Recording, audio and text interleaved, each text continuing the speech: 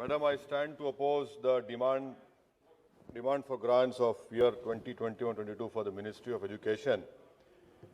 And my primary reason of opposing this is that in this ministry's demand, there is no such concrete steps have been shown or taken in last 6 years by this particular ministry to improve the education upliftment of the Muslim minorities, to ensure that the dropout rate decreases. And I put to you, Madam, to the Honorable Minister, that the literacy rate of Muslims in the country is 68.5%. The national literacy rate is 74.04%. And the Muslim female literacy rate is 62%.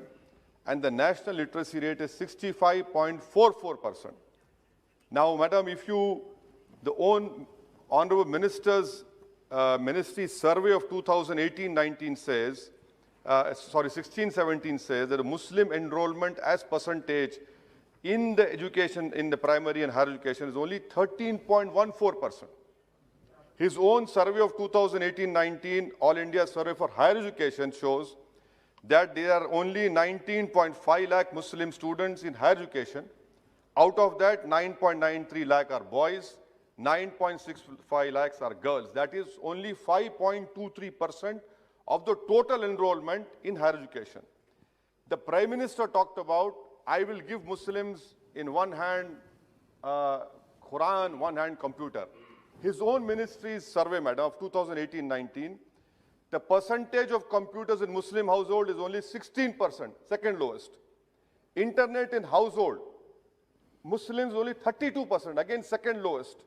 Now when it comes to computer operations, again second lowest, 38%, his own ministry survey. Thirdly, Madam, may I also point out through you to the government that his own, the Kundu Committee report has been given to the government.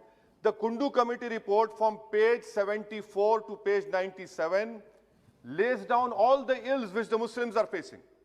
And the reason for the highest dropout rate, they say, is they have listed out 8 factors. Biggest is financial constraint. I had demanded removal of Hajj subsidy. That 600 crores should have been given for Muslim girls' education. No mention. What does the Kundu Committee report say, Madam? At the age of 7 years, there is 100% attendance is observed among all minorities, amongst Hindu OBCs and other upper caste. But for Muslims, it is 90% and 94% for SC and ST. Dropout rate again, Madam, at the dropout rate for Muslims starts at the age of 10 years. Same for SC and ST. For other communities, whether Hindu OBCs, upper caste, it starts from 11 years. This in itself shows that you have not done anything for the education upliftment of Muslims. Madam, third point which I want to bring to the government notice through you is that the Aligarh Muslim University campus, the Honorable Member from Kerala has raised it. Kishanganj in Bihar is the most backward area of our country, Simanchal. Madam, do you know that in this B.Ed degree course, there is no affiliation given by National Council for Teacher Education? May I request the Honorable Minister, sir, at least give affiliation for that B.Ed courses from National Council for Teacher Education? Why haven't you opened more number of courses? Please, I demand from the government, allocate 500 crores in this Kishanganj AMU campus and start new courses, because that area of Simanchal deserves these education institutes. Madam, my fourth point, which I want to bring to notice of the government, is that Institute of Eminence. Why have you left out Jamia Millia University? The top 10 university of our country doesn't find a mention in the Institute of Eminence. I don't know why such biasness is being shown in not including Jamia Millia University. Madam, my fifth point about national education policy, I strongly condemn this approach of this government of promoting homogeneity in the country through national education policy. The beauty of our country is heterogeneous. You are doing that, and then your NEP does not talk about upliftment of Urdu. It does not talk about how you will control the dropout rate of Muslims.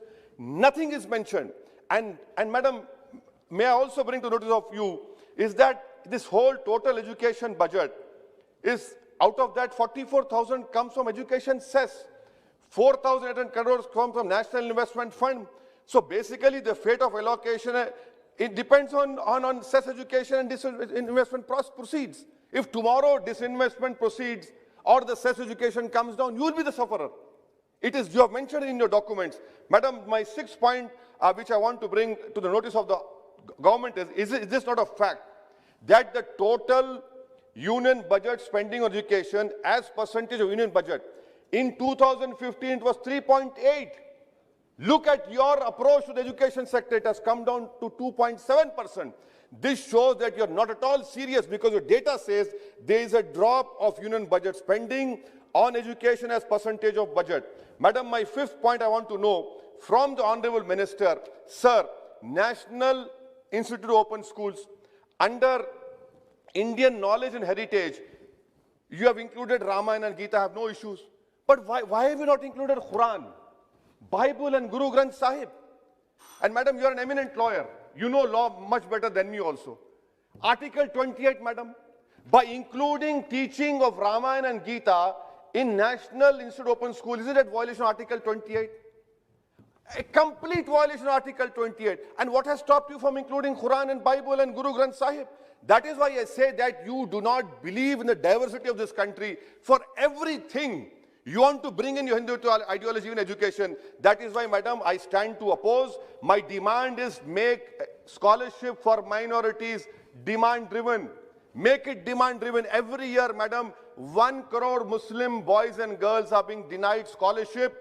Why? Because you have fixed a number. You proudly claim this number has been given, but 1 crore are denied. This is the fate of the Muslim education in primary education, higher education. I hope that the government would wake up from this slumber and do something constructive for the education upliftment of Muslim minorities. Thank you, madam.